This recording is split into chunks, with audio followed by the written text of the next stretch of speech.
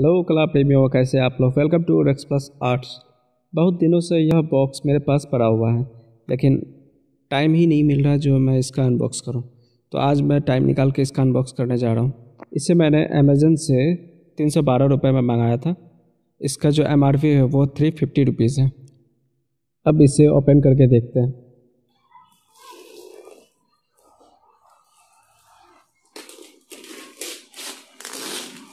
इसमें ये सारे टोटल 36 सेट्स हैं। ये मेरा फर्स्ट टाइम ऑयल पेस्टल का इन हैंड फील होने वाला है। अब बॉक्स का ढक्कन खोलते हैं। देखिए कितना अच्छा से इसका प्रोटेक्शन के लिए इसमें एक स्पंज दिया हुआ है। स्पंज हटाते ही अब हमें कलर दिख रहा है।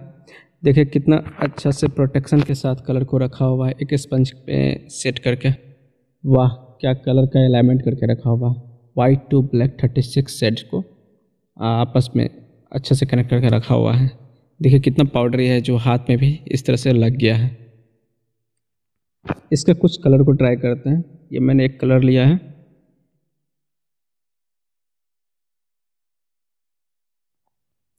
बहुत ही इजीली इसका रंग पेपर पे चढ़ रहा है। मैं यहाँ एक रफ ड्रॉ कर रहा हूँ लोटस का, और इसमें देखेंगे किस तरह से कलर काम करता है, क्या क्या इसका प्रॉपर्टीज़ है।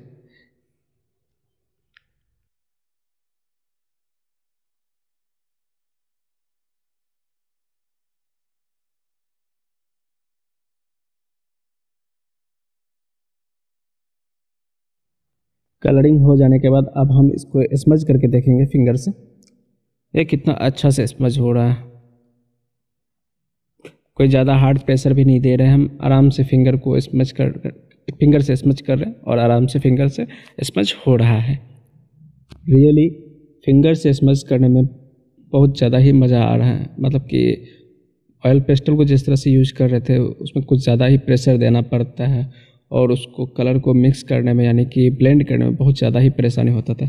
जबकि इसमें इस तरह से स्मज करने में परेशानी नहीं होता है, और जिस तरह से हम चाह रहे हैं, मतलब कि फिंगर जिस तरह से हम मूव कर रहे हैं उस तरह से स्मज होता जा रहा है।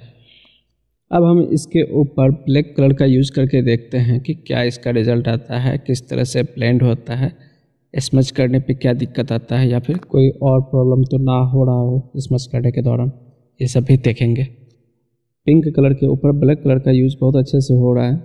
इसके बाद ये भी देखेंगे क्या लाइट कलर का यूज़ होता है अच्छे से। अब इसके ऊपर जो ब्लैक कलर किया है इसको भी स्मच करके देखते हैं, या फिर ब्लेंड करके देखते हैं क्या इसका रिज़ल्ट आता है। बहुत अच्छे से स्मच या ब्लेंड हो रहा है, कोई दिक्कत नहीं आ रहा। कलर मिक्स भी बहुत अच्छे से हो रहा है। जैसा इफ़ेक्ट चाह रहे थे वैसा ही इफ़ेक्ट आ रहा है। अब देखते हैं क्या इसके ऊपर लाइट कलर यानी कि वाइट कलर का यूज हो पा रहा है।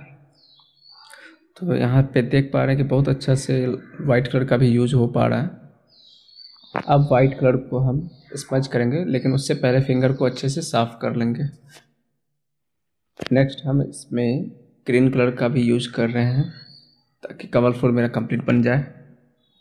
यहाँ पे भी हम ग्रीन के साथ लाइट ग्रीन का भी यूज करेंगे, उसके बाद देखेंगे क्या इफ़ेक्ट आता है। ग्रीन कलर वाला भी पार्ट मैंने पूरा कर लिया।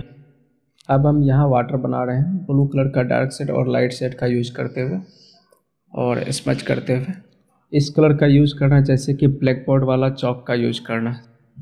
इसके ऊपर कलर पेंसिल का भी यूज अच्छे से हो पा रहा है, लेकिन मैं रिकमेंड करूँगा इसके ऊपर पेस्टल पेंसिल का ही यूज करें।